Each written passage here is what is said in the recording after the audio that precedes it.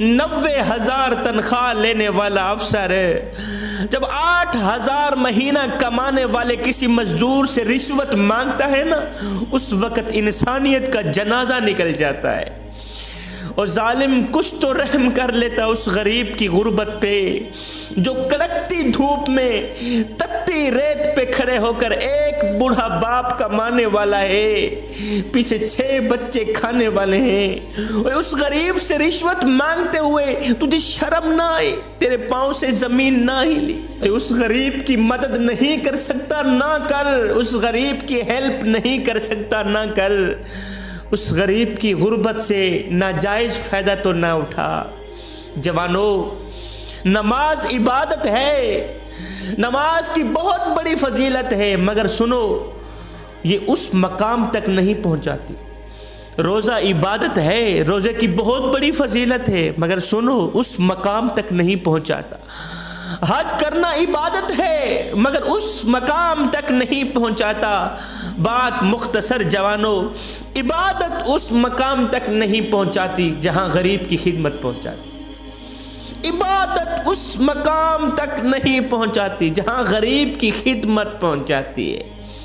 صاحب، مذہب میں سے اگر انسانیت کی خدمت نکال دی جائے تو صرف عبادت رہ جاتی۔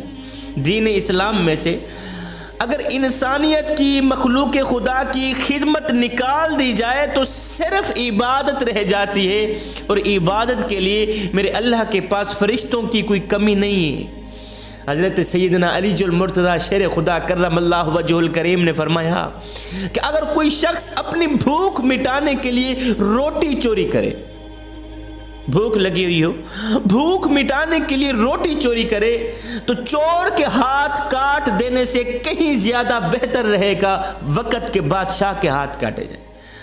اگر کوئی چور اپنی بھوک مٹانے کے لیے روٹی چوری کرے تو جوانوں 10 طریقوں سے غریبوں کی مدد کرو، 10 طریقوں سے غریبوں کی ہیلپ کرو، غریبوں کا سہارا بنو۔ جب تمہیں پتہ چلے کہ ہمارا پڑوسی بیمار پڑا ہے، ہمارا ہمسایہ بیمار ہو گیا، تو فوراً اس کے گھر جاؤ، اس سے اس کا حال چال پوچھو، پھر اس انداز سے اسے رقم دو، اس انداز سے اس کی مدد کرو کہ اسے تمہاری رقم لیتے ہوئے شرم محسوس نہ ہو۔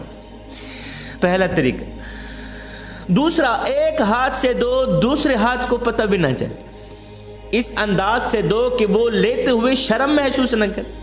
دوسرا، ایک ہاتھ سے دو، دوسرے ہاتھ کو پتہ بھی نہ چلے۔ تیسرا، اگر وہ رقم نہیں لینا چاہتا تو اسے دوائی لے کے دے دو، دوائی کے پیسے جا کے ادا کر دو۔ ہم اتنے نادان لوگ ہیں، اتنے گھٹیا تر لوگ ہیں کہ ہم شادی کی تقریب میں جب جاتے ہیں نا تو پیسوں کا لفافہ اپنی جیب میں ڈال کے جاتے ہیں کہ دولہا جب ملے گا پیسوں کا لفافہ دولہے کو دیا جائے گا، حالانکہ اس وقت اس کو پیسوں کی اشد ضرورت نہیں ہوتی۔ ہم اتنے نادان لوگ ہیں، جب شادی کی تقریب میں جاتے ہیں تو پیسوں کا لفافہ اپنی جیب میں ڈال کے جاتے ہیں، اور جب ہمارا کوئی ہمسایہ ہسپتال میں زندگی اور موت کی جنگ لڑ رہا ہوتا ہے، غریب ہمسایہ زندگی اور موت سے لڑ رہا ہوتا ہے، اس وقت ہم کوئی پیسے لے کے نہیں جاتے، ہم صرف پوچھ کے واپس آ جاتے ہیں، جبکہ اس وقت مریض کو اور مریض کے گھر والوں کو پیسوں کی اشد ضرورت ہوتی ہے، ایک روپے کی ضرورت ہوتی ہے، لیکن ہم صرف حال پوچھ کے واپس آ جاتے ہیں۔ ہائے اور نادان، کاش کہ آج کے اس لمحے اس غریب کی تھوڑی سی بھی مدد کر دیتا، آج کے اس لمحے تکلیف دہ لمحے اس غریب کی تھوڑی سی بھی ہیلپ کر دیتا، تو وہ غریب آج کے اس لمحے جو تجھے دعا دیتا، یہاں سے دعا نکلتی بعد میں، اوپر سے قبول پہلے ہو جاتی۔ آج کے اس دکھوں کے لمحے، دردوں کے لمحے، تکلیف کے لمحے جو دعا نکلتی ہے نا فوراً قبول ہو جاتی، آج یہاں سے دعا نکلتی بعد میں قبول پہلے ہو جاتی۔ ایسے احسن انداز سے غریبوں کی مدد کرو، غریب ہمسائے، غریب پڑوسی کی مدد کرو کہ اسے لیتے ہوئے شرم محسوس نہ۔ اگر وہ رقم لیتے ہوئے شرم محسوس کرتا ہے تو میرے حضور علیہ السلام نے فرمایا جو اپنے لیے خریدو وہ اپنے غریب بھائی کے لیے بھی خریدو۔ اگر وہ جتی کپڑا گندم اناج تمہارے ہاتھوں سے لینا گوارا نہیں کرتا، شرم محسوس کرتا ہے، تو کوئی بات نہیں، وہ جس دکان سے ادھار سودا سلف لے کے آتا ہے جا کے اس کا بل ادا کر دو۔ یا اس کی نوجوان بیٹی گھر میں بیٹھی ہے، وہ بیچارہ شادی کے لیے پریشان ہے، جہیز کے پیسے نہیں ہیں، بیٹی کی شادی کرنی ہے، کوئی اچھا رشتہ نہیں آ رہا، تو اس کے ساتھ مل کے کوئی اچھا سا رشتہ تلاش کرو۔ یہ بھی ایک قسم کی خدمت کا طریقہ ہے، ہیلپ کا طریقہ ہے۔ اس کے ساتھ مل کے اس کی بیٹی کا رشتہ تلاش کرو، جب رشتہ ہو جائے تو اپنی حلال کمائی میں سے اسے جہیز لے کے اس کی بیٹی کو رخصت کر دو، شادی کر دو، اس کا فرض ادا کر دو۔ یہ اتنی اعلیٰ قسم کی خدمت ہے، یہ وہ خدمت ہے جو انسان کو اللہ کا محبوب بنا دیتی، جو انسان کو اللہ کا ولی بنا دیتی، یہ وہ خدمت۔ پھر میں ایک بار نہیں، دو بار نہیں، کروڑوں بار قربان نہ جاؤں اپنے آقا کے اس فرمان پہ کہ میرے کریم نبی نے فرمایا، صحابہ کسی بیوہ کے سامنے اپنی بیوی سے پیار نہ کرنا، اپنی بیوی کی تعریف بیان نہ کرنا، اس سے بیوہ کا دل دکھے گا۔ فرمایا کسی یتیم بچے کے سامنے اپنے بچوں سے پیار نہ کرنا، اس سے یتیموں کا دل دکھے گا، ان کو مرا ہوا باپ یاد آئے گا، ان کو مری ہوئی ماں یاد آئے گی۔ فرمایا او صحابہ کسی غریب کے سامنے اپنی دولت کی نمائش نہ کرنا، اس سے غریب کا دل دکھے گا۔ ہم نے تو اپنی دولت کی نمائش اس طرح کی، پیسے کی نمائش اس طرح کی، ہم نے اپنے مال کی جائیداد کی نمائش اس طرح کر رکھی ہے کہ غریب کا جینا محال کر دیا ہے۔ غریب بیچارہ موت مانگنے پہ مجبور ہو گیا کہ مالک اب تو مجھے موت ہی دے دے، یا غربت سے نکال دے، یا مجھے موت ہی دے دے۔ ایسے گھٹیا معاشرے میں جینے سے کہیں زیادہ بہتر ہوگا کہ تو مجھے سنبھال ہی لے۔ شادی کے موقع پر ہم نے جہیز اپنی ہی بیٹی کو دینا ہوتا ہے، لیکن ہم کیا کرتے ہیں، اس جہیز کو 4 پایوں پہ بچھا دیتے ہیں، پھر ہم محلے میں آواز لگاتے ہیں، بچیوں آؤ ہماری بچی کا جہیز دیکھو۔ ایسے کرتے ہیں نا۔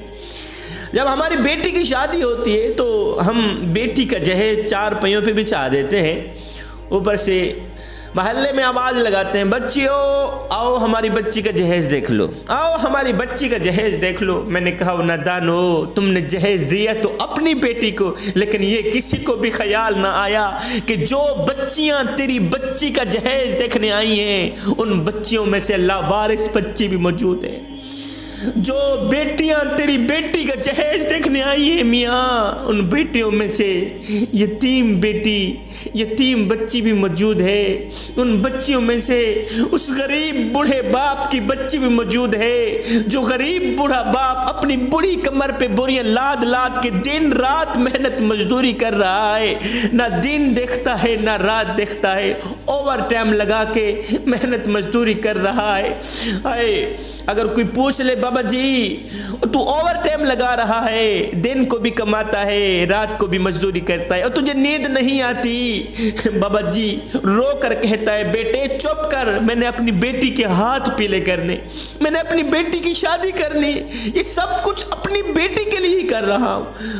جس غریب بوڑھے باپ نے اپنی بڑی کمر پہ بوریاں لاد لاد کے دن رات ایک کر کے خاک چھان کر محنت مزدوری کر کے اس نے اپنی غریب بیٹی کو تعلیم دی، غریب بیٹی کو جوان کیا، آج جب اس کی غریب بیٹی جوان ہوئی، گھر میں بیٹھی بیٹھی بال سفید ہو گئے، بڑی ہو بیٹھی، جوانی برباد ہو گئی، میری قوم کے نوجوانوں نے اس کی غریب بیٹی کو اس لیے قبول نہ کیا کہ ان کے پاس تو جہیز ہی نہیں تھا۔ میری قوم کے نوجوانوں کو جہیز کی ضرورت تھی، پیسوں کی ضرورت تھی، یہ بیچارے جہیز کے پجاری تھے، سامان کے پجاری تھے، غریب کے پاس جہیز تھا نہیں، بیٹی گھر میں بیٹھی بیٹھی بڑی ہو گئی۔ اور جوانوں کیا تم نے مرنا نہیں ہے؟ مرنے کے بعد میرے اللہ کو کیا منہ دکھاؤ گے؟ یہی کالی شکل لے کے جاؤ گے؟ میرے اللہ نے تمہیں حضرت انسان بنا کے دنیا میں بھیجا تھا، تم تو کیڑوں سے بھی بدتر نکلے۔ اس جہیز جیسی گندی لت نے میرے خوبصورت معاشرے کو گندا کر دیا۔ کل تک جس عورت کی قیمت اشرفیوں سے لگتی تھی، پیسوں سے لگتی تھی، آج اس کی قیمت جہیز سے لگتی ہے۔ زمانہ بدل گیا مگر انسان نہیں بدل، انسان ویسے کا ویسے ہی رہ گیا۔ انسان نادان کا نادان ہی رہ گیا. ہائے ایک غریب بیٹی کی جب شادی ہوئی نا، غربت کی وجہ سے باپ کچھ دے نہ سکا، بغیر جہیز کے بیٹی کو رخصت کر دیا، بغیر جہیز کے بیٹی کو رخصت کر دیا. کچھ دن بعد جب میاں بیوی کے درمیان جھگڑا ہوا نا، تو میاں نے بیوی کو تانا دے دیا، غریب کی بیٹی کو تانا دے دیا، اوے تیرے باپ نے تجھے کیا دیا ہے؟ سب کچھ میرا ہے، گھر میرا، سامان میرا. تیرے باپ نے تجھے کیا دیا ہے؟ بیڈ تو جہاں رہ گیا وہ تو تجھے چارپائی بھی نہ دے سکا. اے یہ سن کر غریب کی بیٹی چیخ پڑی، رو کر اس نے ایک دردناک جملہ بولا، ایک دردناک جملہ کہا. وہ جملہ میں آج تک نہیں بھولا. بیٹی نے کہا کہ تو تانا کبھی نہ دیتا میرے کم جہیز کا، تو تانا کبھی نہ دیتا میرے کم جہیز کا. اگر دیکھ لیتا چھالے میرے بابا کے ہاتھ پر، مال و زر کے امیر لگتے ہو، با خدا بے ضمیر لگتے ہو، مانگ کے جہیز شادی میں تم خاندانی فقیر لگتے ہو. بیٹی کے جہیز کی پرانے ہونے پر پالش اتر گئی، مگر باپ کا قرضہ ابھی تک نہیں اترا. کوئی تو ایسا رواج لاؤ زمانے والوں کہ بیٹیاں جیت جائیں اور جہیز ہار جائے. اس جہیز جیسی گندی لت نے میرے خوبصورت معاشرے کو گندا کر دیا. اس جہیز جیسی گندی لت نے غریب کی بیٹی کو بوڑھا کر کے گھر میں بٹھا دیا. اس جہیز جیسی گندی لت کی وجہ سے غریب کی نوجوان بیٹی کو کسی نے قبول ہی نہ کیا. جوانوں، اہم دن وہ نہیں تھا جس دن تم اس دنیا میں آئے تھے، اور اہم دن تو وہ ہوگا جب تم لوگ یہ جان لوگے کہ تمہارے آنے کا مقصد کیا تھا. اپنے غریب ہمسایوں کو مشکلات سے نکالو، مشکلات سے نکالو ان غریبوں کو. میرے آقا نے فرمایا تم ان کو مشکلات سے نکالو، اللہ تمہیں مشکلات سے نکالے. کسی غریب کو مشکلات سے نکالنا، کسی مشکل سے نکالنا، کسی تکلیف سے نکالنا، دکھ سے نکالنا، درد سے نکالنا، یہ بھی ایک طریقہ ہے خدمت کا. ہائے حضرت موسیٰ علیہ السلام خطاب فرما رہے تھے، مجمع عام میں خطاب فرما رہے تھے. مجمع کے سامنے میں سے ایک شخص گزرا. آپ نے جب اس شخص کو دیکھا، آپ نے فرمایا یہ جو شخص جا رہا ہے نا یہ کل مر جائے گا. مجمع میں سے اسی شخص کا ایک دوست بیٹھا ہوا تھا، اٹھا دوڑ پڑا اس کے پیچھے، اور رکو میاں. رک گیا. ہاں کیا ہے؟ اس نے کہا موسیٰ اللہ کا نبی ہے، جب بھی بولتا ہے سچ بولتا ہے. اس نے کہا تو کل مر جائے گا. میاں تو کل مر جائے گا، جو کھانا ہے کھا لے، جو پینا ہے پی لے، تجھے خبر دینے آیا ہوں تو کل مر جائے. اس نے کہا اچھا میاں تیری مہربانی، تو نے مجھے باخبر کر دیا کہ کل میں مر جاؤں گا، چلو آج میں اپنا کوئی انتظام کر لیتا ہوں. یہ شخص اپنے گھر گیا. گھر جاتے ہی اس نے حکم دے دیا جتنا بھی غلہ، اناج، گندم دانے پڑے ہیں، چاول پڑے ہیں، باہر نکالو. باہر نکل آیا. ابھی کیا کرنا ہے؟ غریبوں کو بلاؤ، یتیموں کو بلاؤ، مسکینوں کو بلاؤ، لاوارث بچوں کو بلاؤ، میرے سارے رزق کو اللہ کے نام پہ قربان کر دو، اللہ کے نام پہ سب کو بانٹ دو. بیوی نے کہا بھلا ہوئی خیر تو ہے. کہا کچھ نہیں، بس جو مجھے کرنا ہے کرنے دو. سب کو بلایا گیا. یتیم آ گئے، مسکین آ گئے، غریب آ گئے، لاوارث بچے آ گئے. دور دراز سے جہاں تک یہ خبر پھیلتی گئی لوگ آتے گئے. اب اپنے ہاتھوں کی کمائی آنکھوں کے سامنے لوگ اٹھا کے جا رہے ہیں. یہ دیکھ رہا ہے اور سورج کو دیکھ رہا ہے. ظہر ہو گئی، عصر ہو گئی، ابھی مغرب ہوئی ہے، موت کا فرشتہ نہیں آیا. موت کے فرشتے کے انتظار میں بیٹھا ہے. ابھی جبریل آیا روح نکالنے، ابھی موت کا فرشتہ آیا مجھے مارنے. شام ہو گئی، موت کا فرشتہ نہ آیا.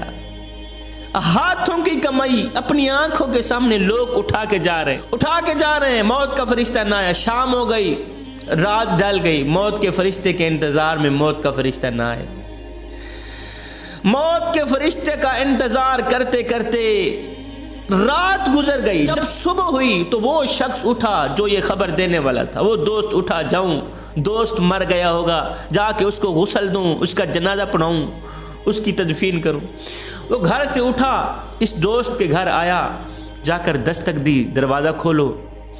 یہ دوست جو موت کی انتظار میں بیٹھا تھا، جس کو ساری رات نیند نہیں آئی تھی، یہ اٹھا، اس نے دروازہ کھولا. اوے تو نے تو آج مر جانا تھا، تو مرا نہیں۔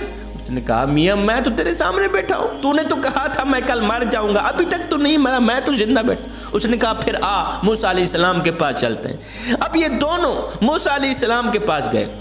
یہ دوست کہنے لگا حضرت آپ ہی نے تو کل کہا تھا کہ یہ شخص کل مر جائے گا، ابھی تک مرا تو نہیں ہے، تو زندہ بیٹھا ہے۔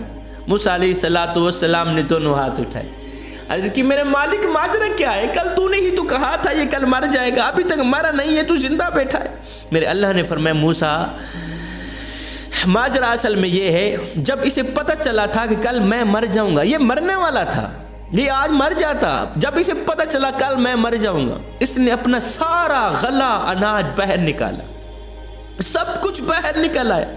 ہاں بھی یتیموں کو بلایا جائے، مسکینوں کو بلایا جائے، غریبوں کو بلایا جائے، سب کچھ اللہ کے نام پہ میں تقسیم کرنا چاہتا ہوں، بانٹنا چاہتا ہوں، دعوت چلانا چاہتا ہوں۔ دعوت شروع ہو گئی۔ موسیٰ ایک یتیم بچہ آیا، یتیم بچہ جو 3 دن سے بھوکا تھا، یتیم بچہ آیا، اس نے گندم اناج کی ساز و سامان کی چھوٹی سی گٹھڑی بنائی، ننھے سے سر کے اوپر رکھتا ہوا جا رہا تھا۔ جاتے جاتے اس یتیم بچے کے منہ سے ایک بے ساختہ جملہ نکل گیا، مالک ایسے سخی کی عمر لمبی کرنا۔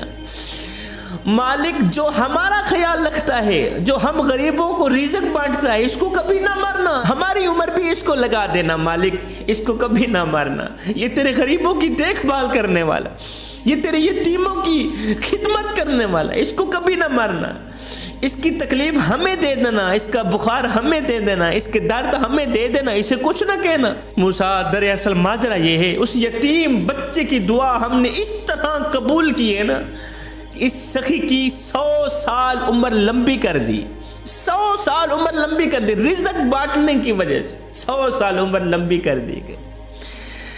تو تم غریبوں کی خدمت کرو، غریبوں کی مدد کرو، غریبوں کی ہیلپ کرو، تمہاری عمر بھی بڑھا دی جائے گی۔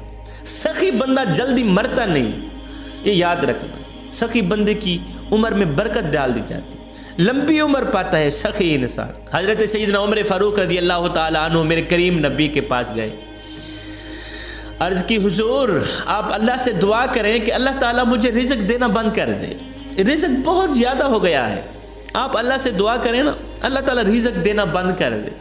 میرے کریم نبی نے دونوں ہاتھ اٹھائے، عرض کی مالک تیرا عمر کہتا ہے رزق دینا بند کر دے، رزق بہت زیادہ ہو گیا ہے۔ میرے اللہ نے فرمایا اے میرے نبی، اے میرے حبیب، اپنی عمر کو کہہ دے کہ تو میری راہ پہ دینا بند کر دے، میں تیری راہ پہ دینا بند کر دے۔ فرمایا عمر تو بندہ ہو کہ ہماری راہ پہ دینا نہیں چھوڑتا، میں کریم رب ہو کہ تیری راہ پہ دینا کیوں چھوڑ دو؟ جوانوں، غریبوں کی خدمت کرنے والا شخص زندگی میں کبھی غریب نہیں ہوتا، یہ میرا تجربہ ہے۔ غریبوں کی مدد کرنے والا شخص زندگی میں کبھی غریب نہیں ہوتا۔ ہائے، میں یتیموں کے سروں پر شفقت بھرا ہاتھ رکھتا ہوں، اس لیے کہ جب میں مر جاؤں کوئی میری اولاد کے سر پر بھی شفقت بھرا ہاتھ رکھے۔ میں غریبوں کی مدد کرتا ہوں اس لیے کہ غریب ہونے میں وقت نہیں لگتا۔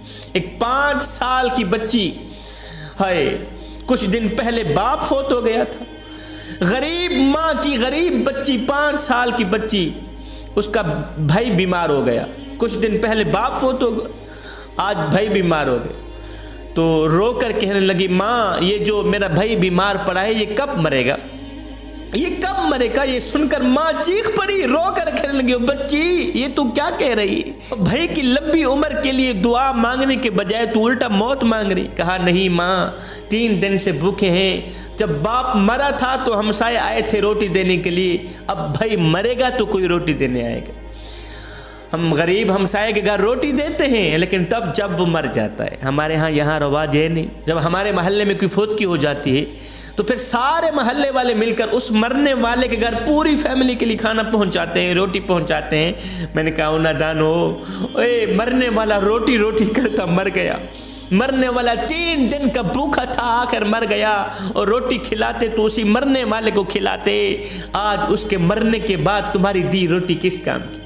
آئے روٹی امیر شہر کے کتوں نے چھین لی، فاقہ غریب شہر کے بچوں میں بٹ گیا، چہرہ بتا رہا تھا کہ اسے مارا ہے بھوک نے، حاکم نے یہ لکھا کہ یہ کچھ کھا کے مر گئے۔ اے دوست، تیرے محلے میں اگر کوئی شیعہ رہتا ہے، وہابی رہتا ہے، سنی رہتا ہے، یا کوئی غیر مسلم رہتا ہے، اس کا حساب وہ خود دے گا، مگر سنو، اگر روٹی نہ ملنے کی وجہ سے رات کو بھوکا سو گیا، اے بندے، اس کا حساب تجھے دینا پڑے گا۔ ایک مزدور آدمی ریڑھی پر شیشہ لیے جا رہا تھا، سڑک پر جا رہا تھا، راستے میں گٹر آیا، گٹر کی وجہ سے ریڑھی الٹ گئی، شیشہ ٹوٹ گیا۔ جب شیشہ ٹوٹ گیا تو فٹ پاتھ پہ بیٹھ کے یہ غریب مزدور اپنا سر پکڑ کے رونے لگا کہ اب مالک کو کیا جواب دوں گا، اتنا قیمتی شیشہ ٹوٹ گیا۔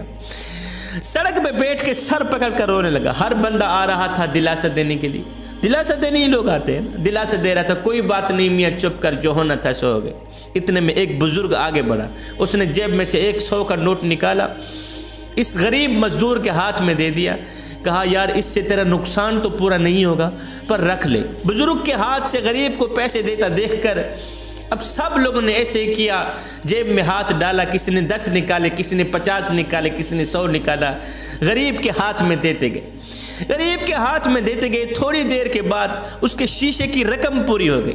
جب شیشے کی رقم پوری ہوئی تو وہ خوشی سے اٹھا، اس نے سب کا شکریہ ادا کیا، سب کا شکریہ ادا کرنے لگا تو وہاں ایک شخص کھڑا تھا، اس نے کہا میاں ہمارا شکریہ ادا نہ کرو، دراصل اس بابے کا شکریہ ادا کرو، اس بزرگ کا شکریہ ادا کرو جس نے ہمیں یہ راہ دکھائی ہے، جس نے ہمیں خدمت کرنے کا راستہ دکھایا ہے، جس نے ہمیں آپ کی مدد کرنے کی راہ دکھائی ہے، شکریہ تو اس کا ادا کرو۔ جوانوں، ہماری بھی یہی مثال ہے کہ ہم سب اپنے طور پر نیکی کا کام کرنا چاہتے ہیں، لیکن سوال یہ ہے کہ پہلا قدم بڑھائے کون، نیکی کا راستہ دکھائے کون؟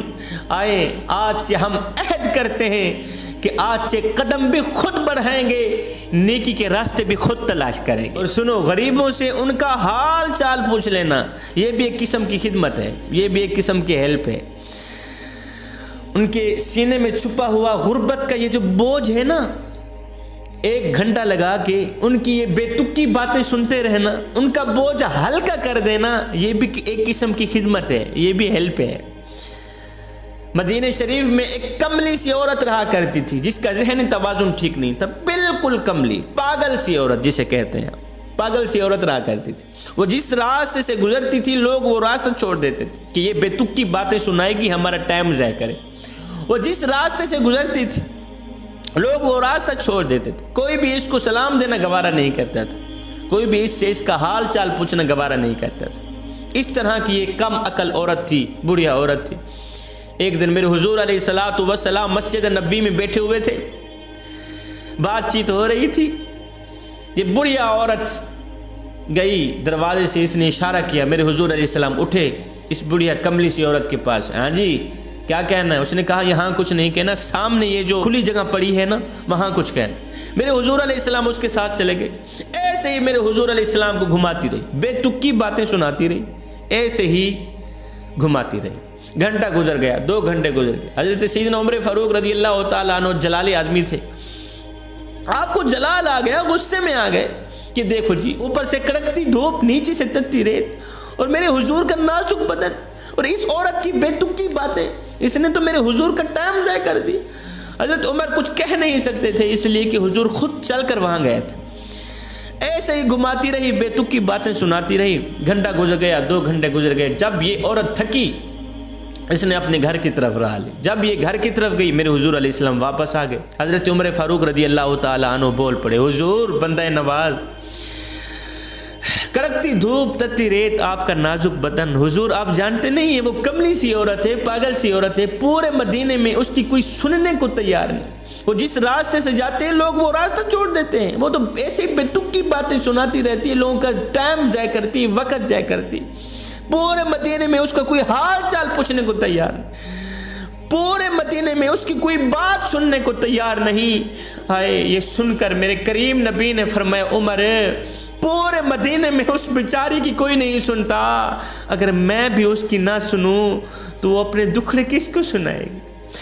ہائے ہائے پھر وہ اپنے درد کس کو سنائے گی؟ عمر جا کے اس بڑھیا کو کہہ دو، بڑھیا میرا نبی فرما رہا ہے جب دکھ زیادہ ہو جائیں، جب درد زیادہ ہو جائیں، جب سینے پہ غموں کا بوجھ زیادہ ہو جائے تو یہ بوجھ ہلکا کرنے کے لیے کسی اور کے دروازے پر نہ جانا، میں محمد کی چوکھٹ پر آ جانا، تو سناتی جائے گی، محمد سنتا جائے گا۔ اللہ اکبر۔ جوانوں، خدا را غریبوں کے دکھ سنا کرو، ان سے ان کا حال چال پوچھ لیا کرو، یہ بھی صدقہ جاریہ ہے۔ وہ ایک فقیر تھا، درویش تھا، غریب فقیر تھا، اس نے پھٹے پرانے کپڑے پہنے ہوئے تھے، دوسرا لباس تھا نہیں، اب اس کا ایک ہی لباس تھا، وہ بھی پھٹ گئے، اب جگہ جگہ سے جسم چھلک رہا تھا، جسم نظر آ رہا تھا، اب یہ ننگا جسم لے کر، دوسرا لباس تھا نہیں، ایک ہی لباس تھا، آج وہ بھی پھٹ گئے، اب یہ ننگا لباس لے کر بادشاہ کی چوکھٹ پہ حاضر ہوا، جہاں بادشاہ کے کتے بندھے ہوئے تھے وہاں جا کے بیٹھ گیا۔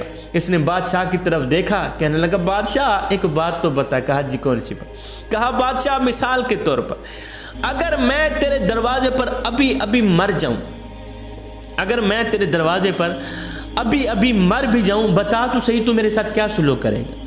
بادشاہ نے کہا فقیر میاں اگر تو میرے دروازے پر ابھی مر بھی گیا تو میں یہی کچھ کروں گا، تجھے کفن دے کر دفن کر دوں، تجھے کفن دے کر دفن کر دوں، تجھے کفن دے کر دفن کر دوں گا۔